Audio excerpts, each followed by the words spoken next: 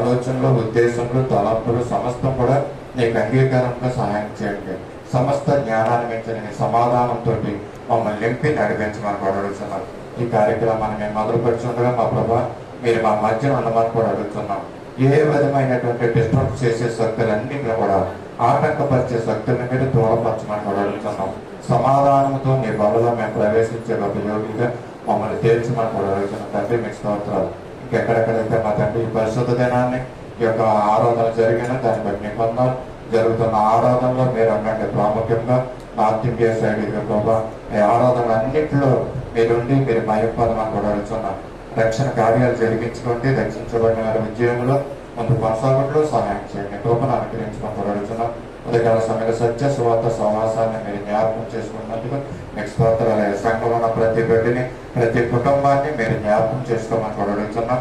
ఎవరైతే మా తండ్రి దాని కష్టాల్లో, నష్టాల్లో, శోధనలో ఉన్నారో వారిని విడిపించండి. మా ప్రభావ సమాధానం వారి జీవితాన్ని అనుగ్రహించండి.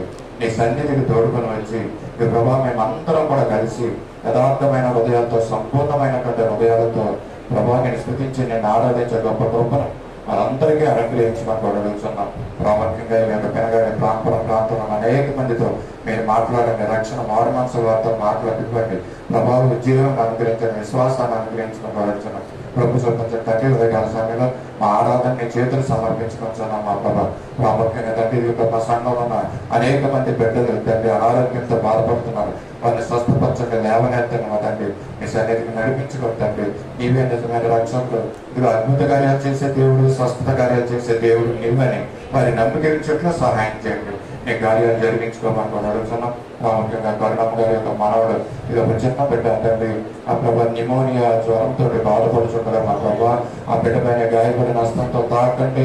నీ రక్తాన్ని ప్రోక్షించి ప్రభా సంపూర్ణ స్వస్థతనిచ్చి లేవనెత్తండి. డాక్టర్ల ట్రీట్మెంట్ తీసుకుంటుండగా మా ప్రభా సరైనటువంటి జ్ఞానం డాక్టర్లకు అనుగ్రహించండి. సరైన మెడిసిన్ ఆ బిడ్డ తీసుకున్నట్లు సహాయం చేయండి. మీ ఆశ్చర్య కార్యాన్ని జరిగించండి తండ్రి. ప్రభావ చిన్న బిడ్డను బట్టి ఆ కుటుంబం అంతా వారి బంధువులు నిజమైన దేవుడని తెలుసుకున్నట్లు మీ కార్యాలు జరిగించుకోమని కూడా అడుగుతున్నాం. మహిమకంత ప్రభావం మీరు ఆరంభించుకోండి. ఈ ఆరాధన కార్యక్రమం అంతట్లో కూడా ప్రారంభం నుండి చివరి వరకు మీరు అధ్యక్షత వహించండి. వాతావరణాన్ని స్వాధీనించుకోండి. ఎలక్ట్రిసిటీని స్వాధీనించుకోండి. ఈ మైక్ సిస్టమ్ని స్వాధీనం ఉంచుకొని సమస్త కార్యాలు నీ మహిమాంతంగా నీవే ఇక్కడ ఉండి నీ పరిశుద్ధాత్మ దేవుడిని మా మధ్య ఉంచి నీ కార్యాలు మీరు జరిగించుకుని మీరే మహిమాకంత ప్రభావాలు ఆరోపించుకోమని యేసయ్య పరిశుద్ధ నామములో అడిగి వేడుకొంచున్నాం తండ్రి. ఆమేన్.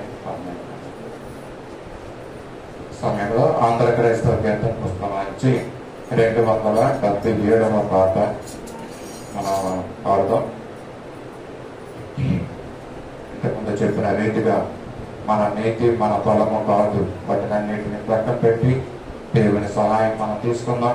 దేవుని బలాన్ని మన దేవుడు మనకు ప్రసాదించిన కాక మన దేవుణ్ణి అడుగుదాం. యేసయ్యని, ఓ దయగల తండ్రి, నాలో నీవు నివసిస్తున్నాం, మాకు నిలయముగా ఉంటున్న ప్రభా నీ స్తోత్రాలని ఈ పాటను మాటలతో పాడుకుంటూ పల్లకి యోగ్యముగా దేవుని చేయమని మనం అడుగుతాం.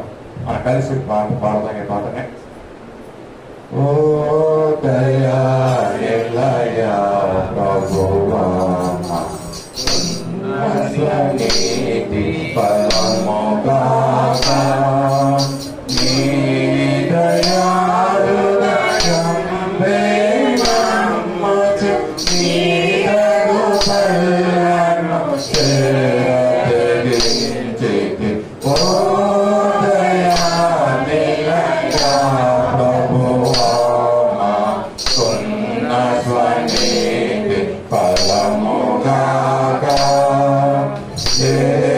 Yeah.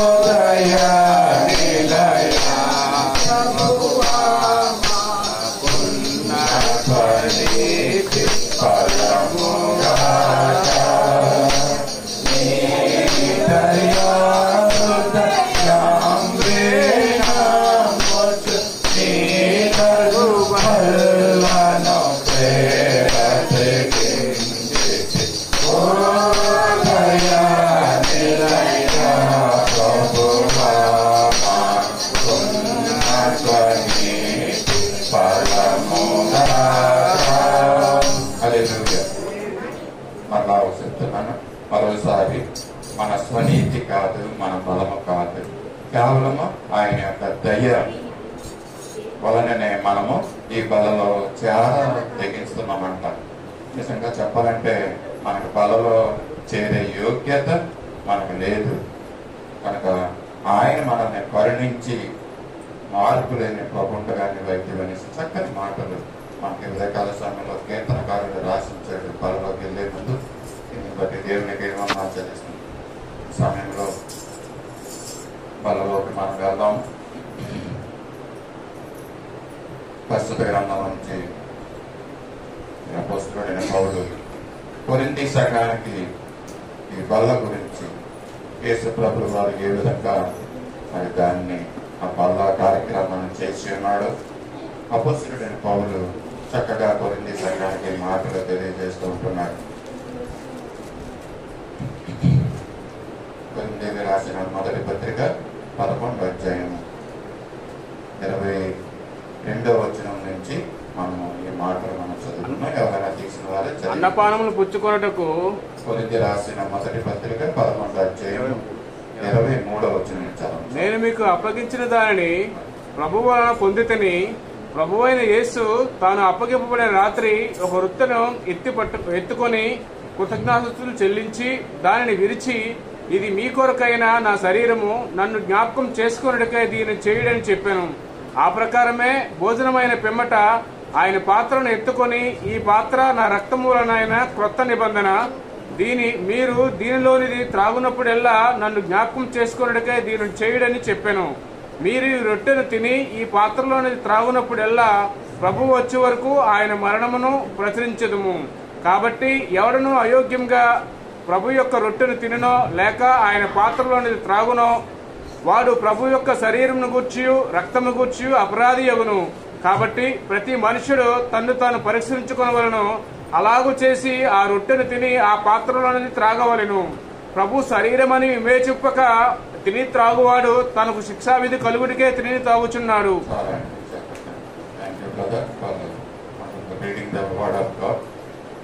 మాటలు చదివించారు.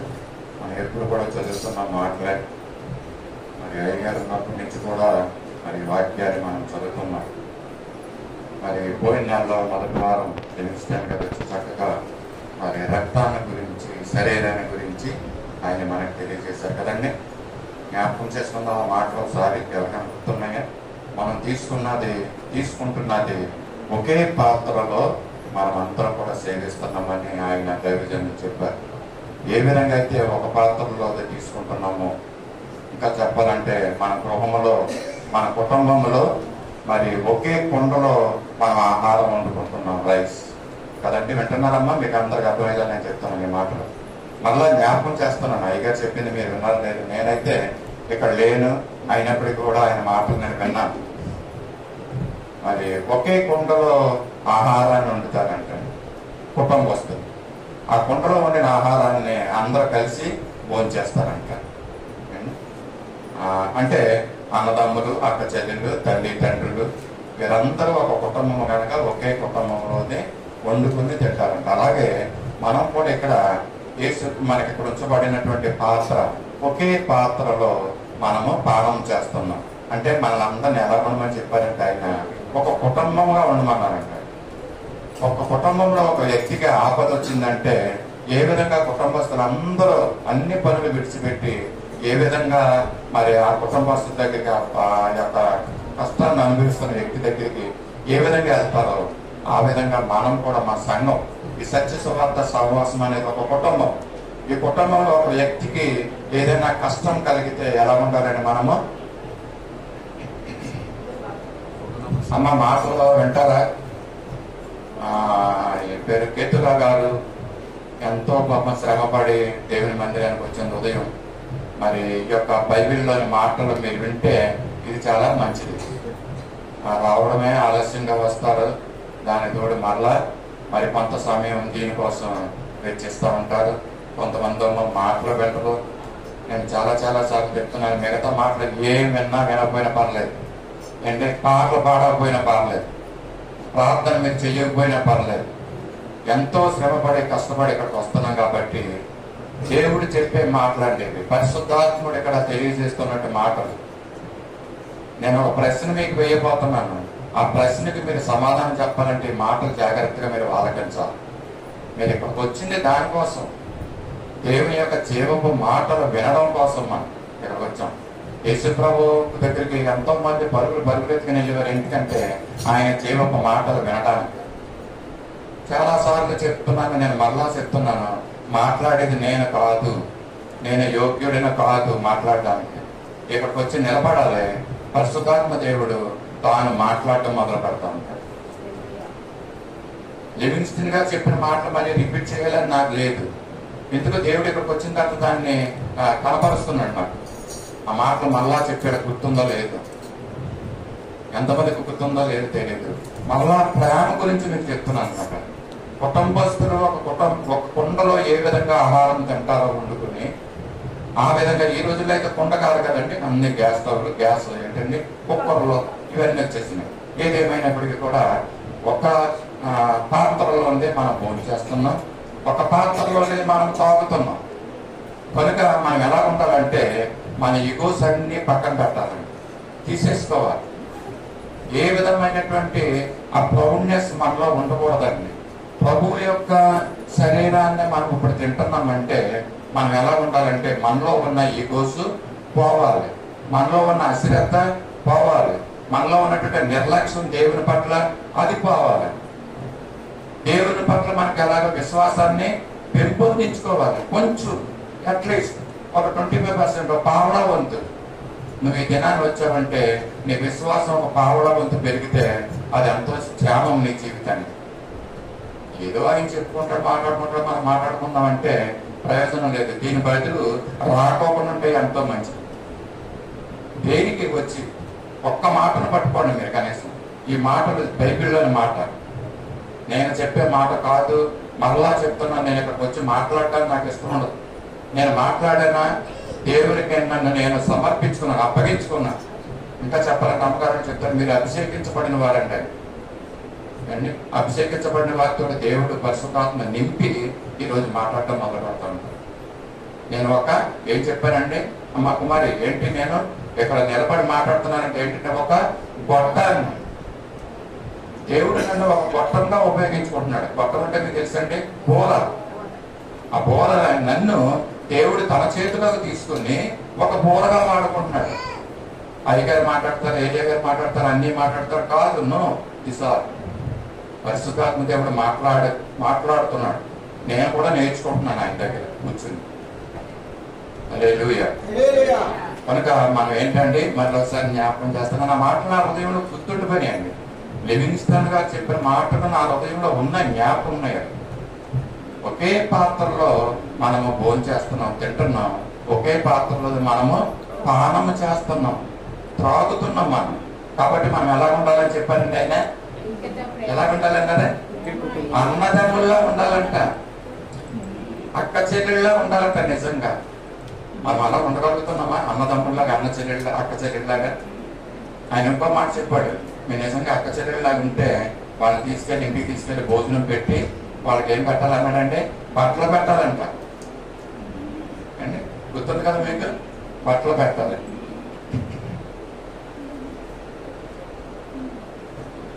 మనం బట్టలు పెట్టక్కర్వద్దు. ప్రేమతో మనకి గృహానికి వచ్చిన వారు వాళ్ళే అన్నదమ్ములు, మేము రాము అండి. సంఘంలో ఉన్న వాళ్ళు మీ కుటుంబం మీ గృహానికి రావడం, మీ దగ్గర భోజనం చేయడానికి, మీ దగ్గర ఏంటంటే తాగడానికి. ఎవరు మీ ఇంటికి వస్తే వాళ్ళే మీ సంఘస్థులు అనుకోండి, వాళ్ళే మీ సహోదరులు అనుకోండి. వాళ్ళకి మీరు మరి భోజనం పెడతారో లేకపోతే టీ పానీయాలు ఇస్తారో అది మీ ప్రేమను బట్టి. మనం ఆ విధమైనటువంటి ప్రేమ కలిగి ఉండాలని దేవుడు పోయిన నెలలో మనకి అయ్యగారు మన దైవజనులు మనకి తెలియజేసే మాటలు. అటువంటి ప్రేమ మనలో పుడుతుందా? కనీసం అటువంటి ప్రేమ మనలో ఉంటుందా? బలవంతం చేయాలంటే మన ఇంటికి ఎవరన్నా వస్తే చెయ్యి పట్టుకుని బలవంతం చేయాలంట భోజనం కోసం. ఇటువంటి ప్రేమ నీలో నాలో ఉందా? అటువంటి ప్రేమ లేకపోతే మనం ఈ బలలో ప్రవేశించడం వేస్ట్. దేవుడు కోరుకునేది ప్రేమ. ఒకే శరీరాన్ని తింటున్నాం, ఒకే పాత్రలో తింటున్నాం, ఒకే పాత్రలో తాగుతున్నామంటే మనము మరి ఆయన మనల్ని ఒకరినొకరు ప్రేమించుకోమన్నాడు, ప్రేమ కలిగి జీవించమన్నాడు. ప్రేమ గురించి చాలా పెద్ద సబ్జెక్ట్, దాంట్లోకి అసలు మనం వెళ్ళకూడదు. అయితే చదువుకున్న భాగంలో నుంచి నేను దేవుని దగ్గర అడుగుతున్నాను, ప్రభు ఏం మాట్లాడాలి బలలో అని అంటే ఏం మాట్లాడాలో కనపడతలేదు. సరే మనకు ఈ వాక్యం ఎలాగా చదివించాలి కదండి. కొరింథీ రాసిన పత్రిక అపోస్తలుడైన పౌలు సంఘానికి రాస్తున్న చక్కని మాటలు ఏమంటున్నాడంటే ఇక్కడ, నేను మీకు అప్పగించిన దానిని ప్రభువును పొందితిని, ప్రభువుని యేసు తాను అప్పగింపుడిన రాత్రి ఒక రొట్టెని ఎత్తుకుని కృతజ్ఞతాస్తుతులు చెల్లించాడంటండి. యేసు ప్రభు ఈ విధంగా చేశాడు అనేసి యేసు ప్రభువే ఈ మాటలు చెప్తున్నట్టుగా ఉంటాయండి ఇక్కడ కదా. యేసు ప్రభువే ఈ మాటలు చెప్తున్నట్టుగా ఇక్కడ ఉంటున్నాయి. ఎలా ఉన్నాయంటే, అప్పగింపబడిన రాత్రి ఒక రొట్టెని ఎత్తుకొని కృతజ్ఞతాస్తుతులు చెల్లించాడంట. ఇప్పుడు ప్రశ్న వస్తుంది మీకు, యేసు ప్రభుల వారు ఎందుకు కృతజ్ఞతను చెల్లించాడు? ఎందుకు చెల్లించాడు ఇక్కడ కృతజ్ఞతాస్తుతులు? చాలా సార్లు చదువుకున్నాం ఈ వాక్యం. కానీ అయ్యగారు ఉన్నప్పుడు ప్రతి నెలలో ఈ వాక్యం చదివించి బలలో తెలియదు చక్కని విషయాలు మనకు తెలియజేస్తా ఉంటే కూడా అవన్నీ మర్చిపోయాయి. అది కొంతమంది గుర్తున్నాయేమో, కొంతమంది రాసుకున్నారు అయ్యగారి మాటలు. అయితే నేను వాక్యం చదువుతున్నప్పుడు నాకు ఎందుకు ఒక ప్రశ్న వచ్చింది, ఇది ఎందుకు యేసు ప్రభుల వారు కృతజ్ఞతాస్తుతులు చెల్లించాడు? ఇంకా మీకు టైం ఇస్తున్నాను. మనము కృతజ్ఞతలు ఎప్పుడు చెల్లిస్తాం? మనమైతే మనకి గిఫ్ట్ దొరికింది. ఇప్పుడు వచ్చింది, ఎవరైనా సహాయం చేస్తే థ్యాంక్స్ అని అంటాం, వెంటనే కృతజ్ఞతలు చెల్లించాలి. నేను రాత్రి మా పాప మనవరాలు వచ్చిందంటే ఆమె ఒక డ్రాయింగ్ వేయించుకుంది, ఒక అబ్బాయి చేత అమ్మాయి చేత. చక్కగా ఒక అరగంట సేపు వేసాడు ఆ కుర్రాడు డ్రాయింగ్. వేసిన తర్వాత చక్కగా పేపర్ తీసుకుని రాత్రి 10:30కి పైకి పట్టుకెళ్ళిపోయాడు. నేను ఆ పాపకు చెప్పాను, మా వ్యక్తికి, అమ్మ నువ్వు అన్నికి థ్యాంక్స్ చెప్పవా? ఎంతసేపు డ్రాయింగ్ వేసాడు, చెప్పలేదంట. కానీ తర్వాత అయినా మనం థ్యాంక్స్ చెప్పాలి. ఏ పని మనకు ఎవరైనా సహాయం చేసి పెడితే thank you aunty, thank you uncle, thank you అయ్యా అని చెప్తే మరి అలవాటు మనకుండాలి, మన పిల్లలకి నేర్పించాలి. ఇలా నేర్పించారండి, మన పిల్లలకి నేర్పిస్తున్నామా? ఎవరైనా ఏదైనా సహాయం చేస్తే వెంటనే థ్యాంక్ యూ అని చెప్పాలి. వందనాలమ్మా, చాలా మంచిది, మీరు వాటి సహాయం చేశారని మనం చెప్పగలం ఉంటారు, మన పిల్లలు చూస్తూ ఉంటారు. అయితే యేసు ప్రభువు వారు ఎందుకు కృతజ్ఞతలు చెప్పాడు? ఎందుకు కృతజ్ఞత చెల్లించాడు? ఆయనకే సహాయం దొరికింది. మనకు ఎవరైనా సహాయం చేస్తే కృతజ్ఞత చెల్లించాలని చెప్పాం కదండి. మరి ఎందుకు యేసు ప్రభువు వారు కృతజ్ఞతలు చెల్లించాడు? ఆయనకే సహాయం దొరికింది అక్కడ చెప్పండి.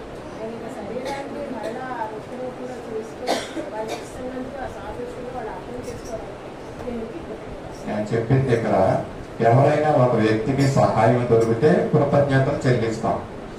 యేసు ప్రభువుకి ఏ సహాయం దొరికింది? ఎందుకు కృతజ్ఞతలు చెల్లిస్తున్నాడు? ఎవరికి చెల్లిస్తున్నాడు?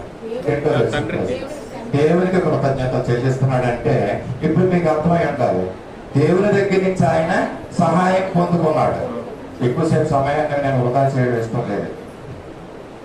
దేవుని దగ్గర నుంచి దేవునికి కృతజ్ఞతలు చెల్లిస్తున్నాడు. సో ఎవరికి కృతజ్ఞతలు చెల్లిస్తున్నాడంటే ఎందుకు చెల్లిస్తున్నాడు అన్నది కూడా వచ్చేస్తుంది అక్కడ. అంటే తన తండ్రి అయిన దేవుని, తన తండ్రికి కృతజ్ఞతలు చెల్లిస్తున్నాడు. ఎందుకు చెల్లిస్తున్నాడు? ఇప్పుడు తండ్రి ఏ సహాయం చేశాడు?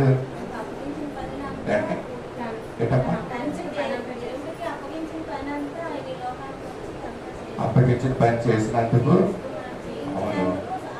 అప్పుడు తండ్రి థ్యాంక్స్ చెప్పాలి కుమారుడికి. యేసు ప్రభు, నా కుమారుడా, నీకు అప్పచెప్పిన పని చేయడానికి నువ్వు వెళ్తున్నావు కాబట్టి నీకు థ్యాంక్స్ అని తండ్రి చెప్పాలి కుమారుడికి.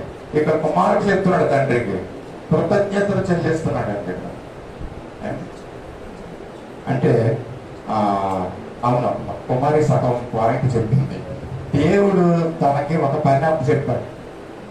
ఈ లోకానికి వెళ్ళి యేసు ప్రభువుల తండ్రి కుమార పరిశుద్ధాత్మలు ఈ లోకంలో చనిపోతున్న, నశించిపోతున్న వారు, అనేక మంది నరకాగ్నిలో పడి కాలుతున్న వారు, కాలబోతున్న వారు వాళ్ళందరికీ మన తండ్రి భూత భవిష్యత్ వర్తకాలానికి దేవుడైన కనుక జరిగినవి, జరుగుతున్నవి, జరగబోయేవి ఆయన కండ్లకి తేట తెల్లంగా కనపడుతున్నాయి. మనుషులైన వారు ఏం చేస్తున్నారంటే తనకిష్టం వచ్చినట్టు జీవించే పాపంలో ఎంత దైవజనులు ఎన్ని చెప్పినా కూడా మనసు మార్చుకోకుండా మన శైలిలోనే మనం జీవించి మరి ఆ అగ్నికి వెళ్ళిపోవడం పరమ తండ్రి అయిన దేవుడు కుమారుడు తన కళ్ళల్లోనే చూస్తూ ఉంటున్నాడని కళ్ళారు. వాళ్ళందరూ ఎక్కడికి వెళ్ళిపోతున్నారంటే నరకానికి వెళ్ళిపోతున్నారు. అప్పుడు తండ్రి అయిన దేవుడు నిజమే ఆయన కుమారుడిని ఒక కమిషనర్గా అంటే ఆయన ఏర్పరచుకున్నాడు అన్నమాట.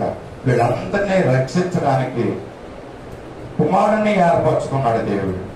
అంటే ఈయన ఏర్పరచబడ్డాడు యేసు ప్రభుల వారు. అంటే ఒక మంచి పనికి ఎవరైనా నన్ను ఏర్పరచుకుని వెళ్తుంటే ఒక మంచి గొప్ప పనికి నిజంగా నేను ఏం చేయాలంటే ఆ ఏర్పరచుకున్న వ్యక్తికి థ్యాంక్ యూ చెప్పాలి. అంటే ర్యాకెట్ మీద ప్రయాణం చంద్రగ్రహణం మీదకి వెళ్తున్నప్పుడు నిజంగానే ఆయనకు కలిగే కీర్తి, ప్రతిష్టలు, గొప్పతనం వీటన్నిటిని బట్టి వాళ్ళు ధన్యవాదాలు తెలియజేస్తారు. అలాగే ఇంకా అర్థమైందో చెప్పాలంటే మీకు ఒక షిప్ని మన దగ్గరగా నేవీ వాళ్ళకి దగ్గరగా ఉన్నాం కాబట్టి ఇక్కడ ఒక షిప్ని, కొత్త షిప్ని తయారు చేసిన తర్వాత కొన్ని సంవత్సరాల తర్వాత మరి దాన్ని ఏం చేస్తారంటే ఇనాగ్రేట్ చేస్తారు. దాన్ని ఇంగ్లీష్ ఏమంటారంటే కమిషనింగ్ అంటే సెరమనీ ఉంటుంది. దానికి ఒక పెద్ద సెరమనీ అంటే నేవల్ ఆఫీసర్స్ అందరూ అక్కడికి వచ్చి ఆ కొత్త షిప్ని దాన్ని సముద్రంలో మొట్టమొదటిగా పంపిస్తారనమాట. కొన్ని కోట్ల రూపాయలు విలువైనటువంటి ఆ షిప్ అది కమిషనింగ్ అంటారు.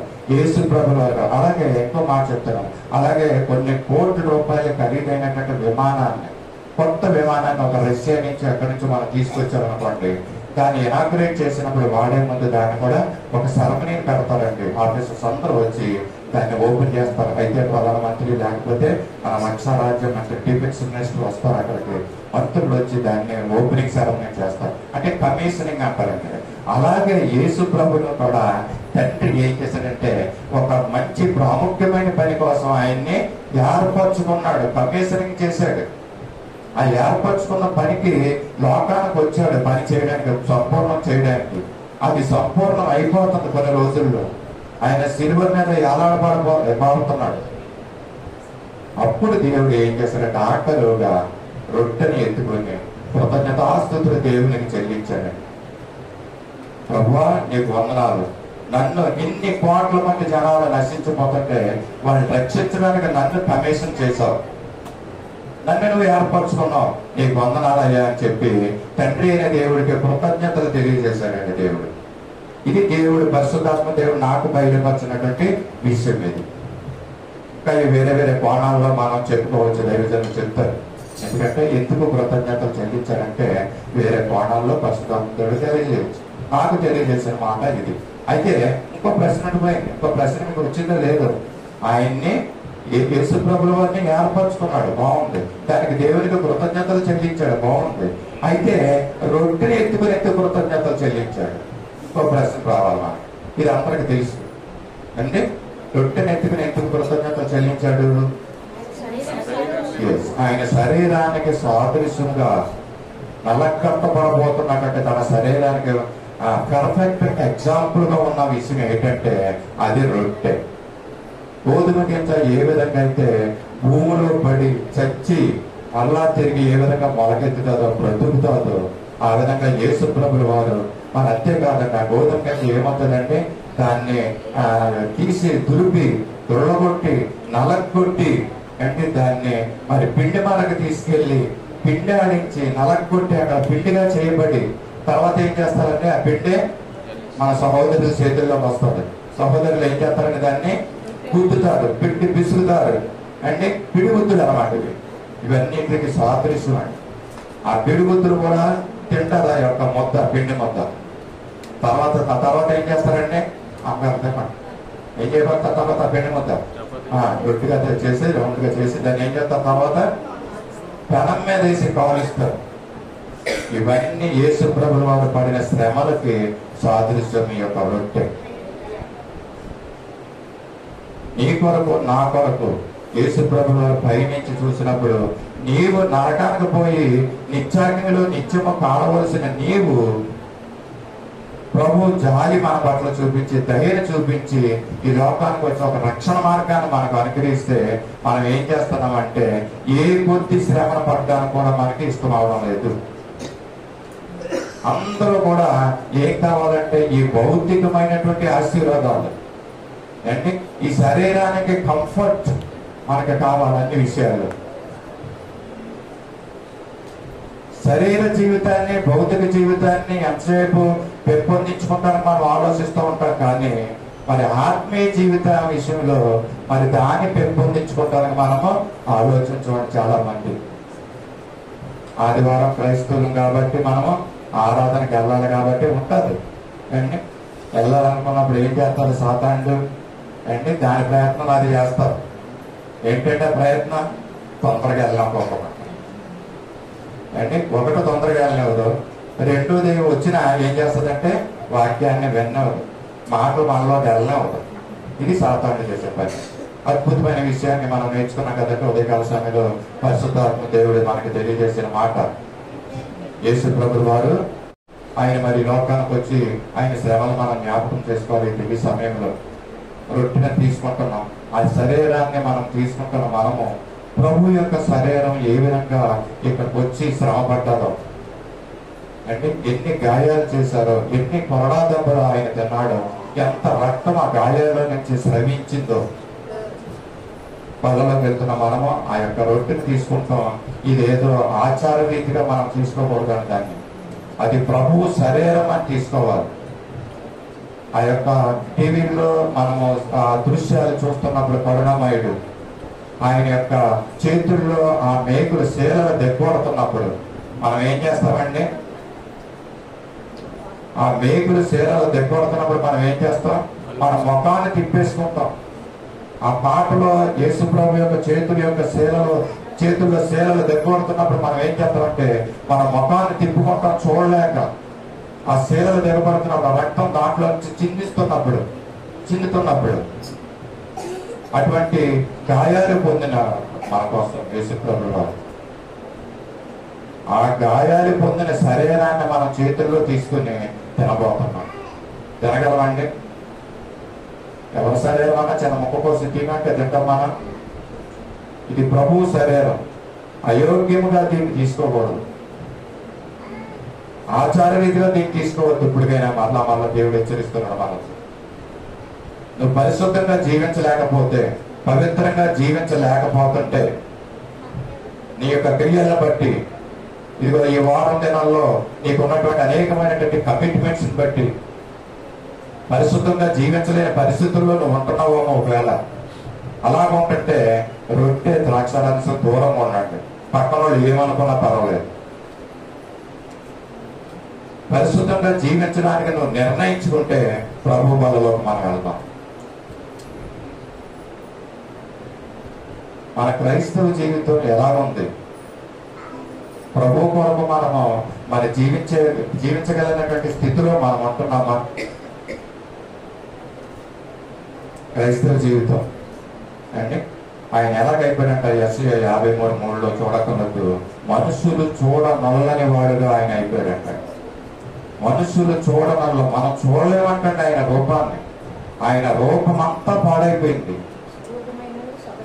సొగసైన స్వరూపమైన ఆయనకి లేదు అని యెషయా గ్రంథం అదే 53వ అధ్యాయంలో ఉంటున్నాడు. మనం చూడలేనటువంటి పరిస్థితుల్లో ఆయన కాయము, ఆయన శరీరము అక్కడ ఉందంట.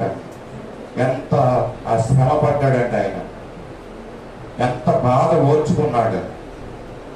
ఉదయకాల సమయంలో బలలో ప్రవేశిస్తున్న మనము ప్రభువునికి మన హృదయాలు ఆయన చేతిలో పెట్టుకున్నాం. ప్రభువా, ఇక్కడి నుంచి నేను పరిశుద్ధంగా జీవించడానికి నిర్ణయం తీసుకుంటున్నాను. ఏ విధమైనటువంటి సాతాను శక్తులు, దుష్ట శక్తులు నన్ను ప్రలోభంలో పడవేయకోకుండా పరిశుద్ధంగా జీవించడానికి నాకు కృప చూపించయ్యా. నాకు సహాయం చెయ్యి. నా నోటి మాటలు స్థిరంగా ఉండటంలో, నీకు ఇష్టంగా ఉండటంలో నాకు సహాయం చెయ్యి. నోటి మాట ద్వారా కానీ, నా క్రియల ద్వారా కానీ ఏ విధంగా నేను అభద్రతను నా ఒప్పుకోకుండా నా చుట్టూ నీ దూతలను కావలి ఉంచి పరిశుద్ధంగా జీవించే కృపను నాకు అనుగ్రహించమని దేవుని సన్నిధిలో మనం ప్రార్థించుకుందాం. మరి తల వంచి కొన్ని నిమిషాలు ప్రభు సన్నిధిలో మనం ప్రార్థన చేస్తుండగా ఈ బలిలోకి మనము వెళ్దాం.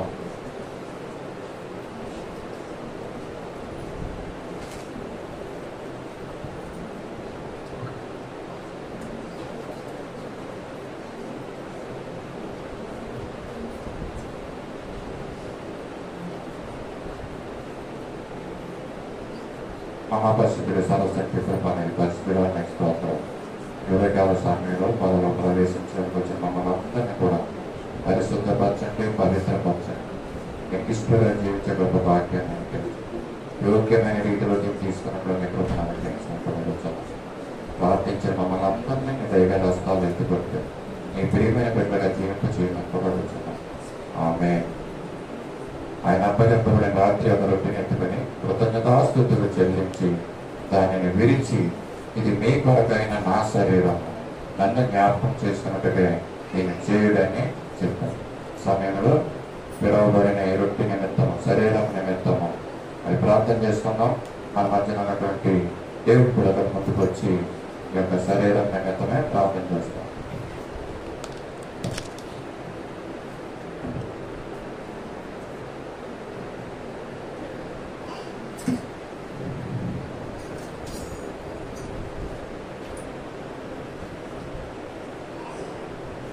ప్రార్థన చేస్తున్నామండి. పరిశుద్ధుల ప్రేమ మా ప్రభావం భరోసా ప్రేమించినైనా ఈ సజీవులలోంచి మేము అందరూ తండ్రి మేము ఆరాధించే భాగం మాకు దయచేసి తండ్రి భయపడిస్తున్నట్టు మీ శరీరాన్ని తండ్రి, మీ శరీరాన్ని మేము పూజించడానికి కృపణ పెట్టండి.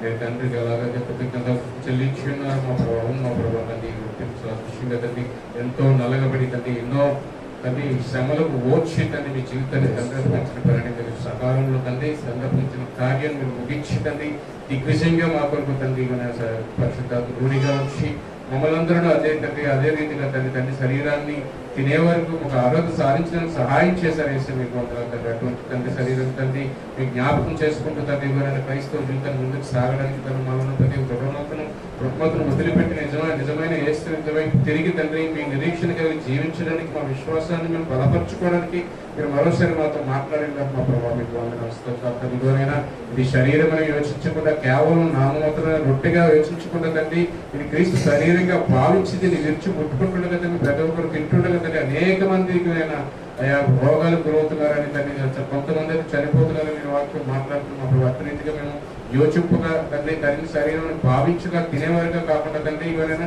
దీని యొక్క ఉద్దేశాన్ని మేము ఎరిగి తండ్రి అటు రీతిగా తండ్రి మా మనసును మార్చుకొని వాళ్ళ ఉన్న దురాత్మ దుఃఖతను విడిచిపెట్టి తండ్రి ఈ శరీరానికి దగ్గరికి రావడానికి సహాయం చేయండి మా ప్రభావ. అవును మా ప్రభావ తండ్రి మానవ మాత్రం మేము అనేక సార్లు త్రుట్టెళ్ళిపోయి తండ్రి లోకంలో పాపంలో పడిపోతున్నాం. అయినప్పటికీ మీ కృప చొప్పున మనం కరుణించి ప్రేమించి తండ్రి మా ముందుకు పెట్టి ఉన్నారు మా ప్రభావ. అయితే మరోసారి ఈ రోజు తండ్రి మేము మమ్మల్ని మా హృదయంలో తండ్రి మా మనసులో మేము నెమర వేసుకొని మేము యోగ్యులుగా భావించి తండ్రి యోగ్యులుగా కాకుండానట్లయితే మనం క్షమించి తండ్రి ఇంకా యోగ్యులుగా మార్చండి మా ప్రభావ. ఎంతకాలం తండ్రి మేము నామకరమైన క్రైస్తవులుగా పాపంలో పడిపోతూ తండ్రి ఆచారంగా తీసుకునే వారిగా ఉన్నటువంటి మమ్మల్ని మార్చండి మా ప్రభావ తండ్రి. మీరు నాతో సూటిగా మాట్లాడినారు మా ప్రభావ తండ్రి. కేవలం రొట్టెని ఆచారంగా చేసుకోవడం కాదు కానీ వేసేదండి మీ యొక్క జీవితాన్ని తండ్రి మీరు చేసినటువంటి కృపను తండ్రి మీరు మా పట్ల ఉద్దేశాన్ని ఎరిగి తండ్రి దాన్ని మీ శరీరాన్ని తండ్రి ప్రతి నెలలో మేము జ్ఞాపకం చేసుకోవడానికి అట్రీతిగా తండ్రి మా జీవితాన్ని కట్టుకోవడానికి తండ్రి మరోసారి మీరు మా కోసం చేసిన త్యాగాన్ని గుర్తు చేసుకొని తండ్రి అయ్యా మా జీవితాన్ని కట్టుకోవడానికి మా ముగిన జీవితాన్ని రెండవ రాకడ వరకు తండ్రి మీరు కొనసాగి తండ్రి కేవలం క్రీస్తుని ఎరిగి తండ్రి మీరే మా సత్యం మాకు జీవంగా తండ్రి జీవించడానికి తండ్రి మాలో మరి కృప దయచేయండి. మా హృదయాలు మీరు మార్చండి. మనం ముందుబారిన హృదయాలు మనుషుల తండ్రి దేవుని తండ్రి తిప్పి సున్నితంగా మార్చండి మా ప్రభావ. మీకు వందనాలు. ఎవరెవరైతే తండ్రి సహోదరు తండ్రి దీన్ని ముట్టుకుని తండ్రి దీన్ని భుజించడానికి సిద్ధపడుతున్నారు తండ్రి వాళ్ళ హృదయాలు మీరు మార్చండి తండ్రి. నిజమైన వారిగా క్రైస్తవులుగా తండ్రి నిజమైన విశ్వాసులుగా తండ్రి దీన్ని యోచించి తిరిగి రావడానికి తండ్రి ఏ ఒక్కరైనా పాపం చేస్తున్నట్టు మీరు క్షమించండి మా ప్రభావ తండ్రి. వారి ప్రశ్నలు కాకుండా తండ్రి అనారోగ్యాలు కాకుండా మీరు మమ్మల్ని క్షమించి సహాయం చేయమని రాను దినాలు తండ్రి మేము అందరూ మీ సంపూర్ణమైన విశ్వాసంతో సంపూర్ణమైన గుర్తింపుతో తండ్రి సంపూర్ణమైనటువంటి యోచించి తిని తాగడానికి సహాయం చేయమని యేసుక్రీస్తు అడిగి వేడుకున్నాం తండ్రి. నేను ప్రకటించడానికి పవిత్ర గారిని ముందుకు రావాల్సిందిగా కోరుతున్నాను. పవిత్ర గారి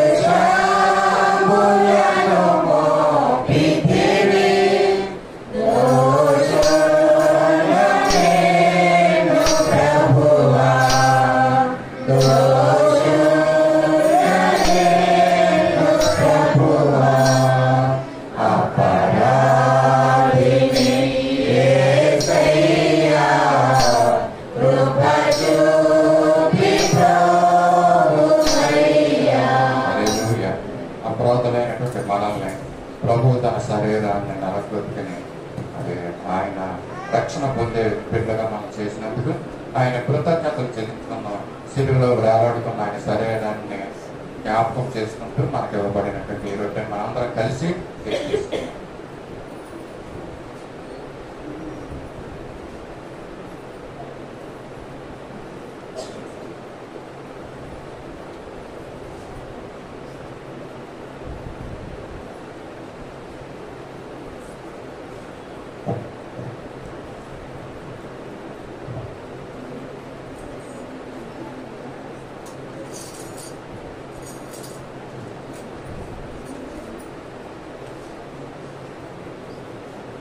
ఆ ప్రకారమే భోజనమైన పిమ్మట ఆయన పాత్రను ఎత్తుకొని, ఈ పాత్ర నా రక్తం వలనైన క్రొత్త నిబంధన, మీరు దీనిలోనిది త్రాగునప్పుడల్లా నన్ను జ్ఞాపకం చేసుకున్నట్టుగా దీనిని చేయడని చెప్పాను.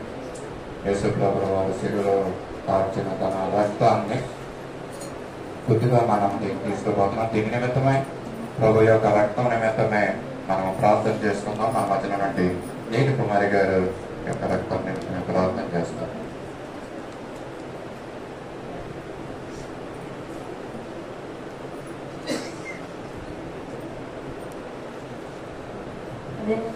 స్తోత్రం స్తోత్రం స్తోత్రం స్తోత్రం స్తోత్రం తండ్రి. పరిశుద్ధుడా పరిశుద్ధుడా పరిశుద్ధుడా మహోన్నతుడా సర్వోన్నతుడా నీకు వందనాలు స్తోత్రములు చెల్లిస్తున్నాం తండ్రి. ఆమె నడవడ అన్ని నామముల కన్నా పైనామల దేవానికి వందనాలు. సర్వశక్తిమంతుడు సర్వాధికారులు నీకు వందనాలు. నిత్యుడో తండ్రి సమాధానకర్తమైన ప్రభువా నీకు వందనాలు. మా లోకరక్షకుడా మా విమోచకుడా నిత్య జీవికి మాట్లాడగలవాడు ప్రభువా నీకు వందనాలు స్తోత్రముల తండ్రి. ప్రభువాని గొప్ప దేవుడు తండ్రి. పరిశుద్ధుడు పరిశుద్ధుడు పరిశుద్ధుడంటూ ప్రభు ఎల్లప్పుడూ మానకు శుద్ధింపబడుచున్న గొప్ప యేసయ్య నీకే కృతజ్ఞత చెల్లించుకుంటున్నాం ప్రభా. ఇగో గత నెల నుంచి ప్రభా మరి ఈ నెల వరకు నా తండ్రి మమ్మల్ని సజీవ రెక్కలలో కాచి కాపాడే ప్రభా. ఇదిగా తండ్రి మొదటి వారంలో తండ్రి నాయన అయ్యా నీ బలలో పాలు పంపులు తండ్రి తీసుకోవడానికి మాకు ఇచ్చిన అవకాశాన్ని బట్టి నాయన నీకు లెక్కలేని కృతజ్ఞతలు చెల్లించుకుంటున్నాం ప్రభా. నీకు వందనాలు తండ్రి. మా గొప్ప దేవుడు యేసయ్య ఇదిగో తండ్రి ఎందుకు పనికి రాని మమ్మల్ని మా కొరకు నా కొరకు నా తండ్రి అయ్యా మీద కలువరి శ్రేణిలో తండ్రి నాయనా ప్రభా నీ శరీరాన్ని అంతటినీ ప్రభా సొగసైన స్వరూపమైన లేక ప్రభా నాయన ఎంతగా నలగొట్టుకున్నారు ప్రభా. అందుకు మేము ఏమిచ్చి రుణం తీర్చుకోగలం ప్రభా. అయ్యా మా కోసం మీరు ఎంతగా రక్తం చిందించారు యేసయ్య తండ్రి. ఆఖరిగా కార్చారు యేసయ్య. అందుని బట్టి నీకు వందనాలు స్తోత్రములు తండ్రి. దేవానికి వందనాలు. మరి మాకు ఇచ్చిన నూతన నిబంధనలు బట్టి నీకు వందనాలు తండ్రి. ప్రభా నీకు వందనాలు ప్రభా. ఈ రక్తము తండ్రి నైనా మేము తీసుకొని చుండగా ప్రభా మరి వచ్చే నెల వరకు నా తండ్రి నాయన మేము ఏ పాపంలో పడిపోకుండా తండ్రి ప్రభా అయ్యా నాయన ప్రభా మా మాట వల్ల కానీ చూపు వల్ల కానీ ప్రభా మా నడక వల్ల కానీ ప్రభా నాయన ఏ విషయంలో మేము తొట్టిపోకుండా ప్రభా ఇగో నీ రక్తపు కంచి మా చుట్టూ ఉంచండి ప్రభా. తీసుకున్న మాకు తండ్రి నాయన మీ కాపుదల దయచేయండి ప్రభా. సహాయం దయచే తండ్రి. అయ్యా నీకు వందనాలు తండ్రి. ఇది ఎవరు తండ్రి అయోగ్యంగా తీసుకోకుండా ప్రభా పరిశుద్ధమైన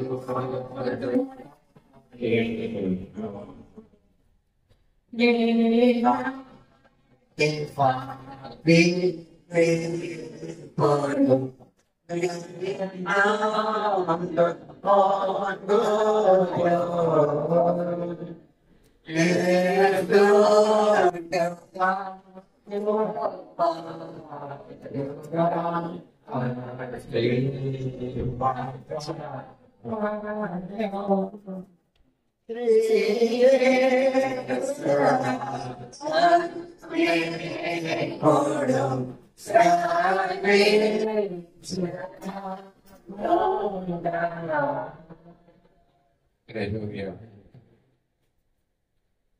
తన సెలవులో మనకు మారుగా ఆయన చనిపోయాడు.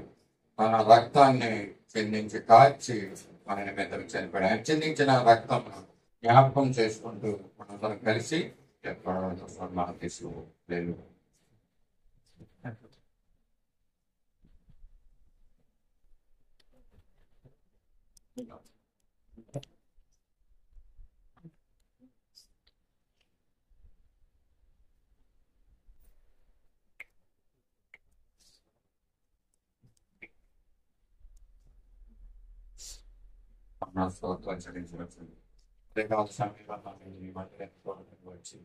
అంటే నీ కాలంలో ప్రవేశించి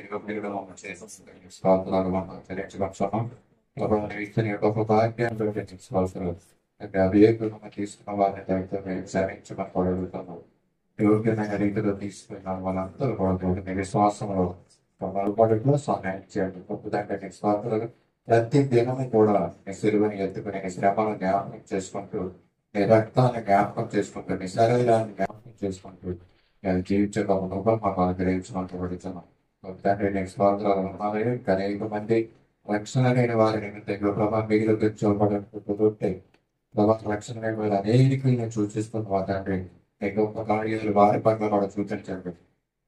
ప్రభావ నీ జాలి నీ గొప్ప కరికరాన్ని వారి పట్ల కూడా మీకు చూపించి అందరూ కూడా మారు మనసు పంపులోని సహాయం అనుగ్రహించండి. సత్య సువార్త సాహసం బాల పాలు పంపులు పొందిన వారందరూ కూడా బలపరచమని పడుతున్న స్థిరపరచని మా తండ్రి నీళ్ళు నీ ఎంతో శ్రద్ధ కలిగిన వారంగా నేను జీవించడంలో సహాయం చేయండి. అప్పుడే స్తోత్రాలు ఇంటి ప్రభావం తీసుకున్న వారి నిమిత్తంలో తెలియజేశాను. ఇందువలన మీలో అనేకులు బలహీనులు రోగులు ఉన్నారని చెప్తున్నాం మా ప్రభావం. ఆ విధంగా మేము రోగములకు పాల్గొపోమన్న తండ్రి తండ్రి స్వస్థతలకు కలిగిన వారంగా నేను జీవించడంలో సహాయం చేయండి. సంఘంలో అనేక మంది బలహీనుల వారి రోగులు ఎంతో ప్రార్థిస్తున్నాం. వారిని స్వస్థపరచండి, బలపరచండి, ఆరోగ్యవంతులుగా చేయమని ప్రార్థించండి. మా తండ్రి నేను స్వార్థలయ్యాడు పరిణామం యొక్క మానవ మరోసారి ప్రార్థిస్తున్నాను. మా తండ్రి స్వస్థత వేడుక అనుగ్రహించలేమనేది మీరు మా ప్రార్థన కోరుతుంది. సంఘానంతరం కూడా మీ చేతులు సమర్పించుకుంటున్నాం. నేను తోడగా మా తోడైంది మమ్మల్ని నడిపించిన గొప్ప దేవాలు ఇచ్చిన నెమ్మది సమాధానాన్ని బట్టి నీ మాటలను బట్టి నీ వాక్కులను బట్టి నీ ప్రభుత్వ తండ్రి నామాన్ని బట్టి స్థితులు చెల్లించుకుంటున్నా. జరుగుతున్న కార్యక్రమంలో కూడా మీరు మా ప్రార్థన యేసయ్య పరిశుద్ధ నామమును అడిగి వేడుకొంటున్నాం తండ్రి.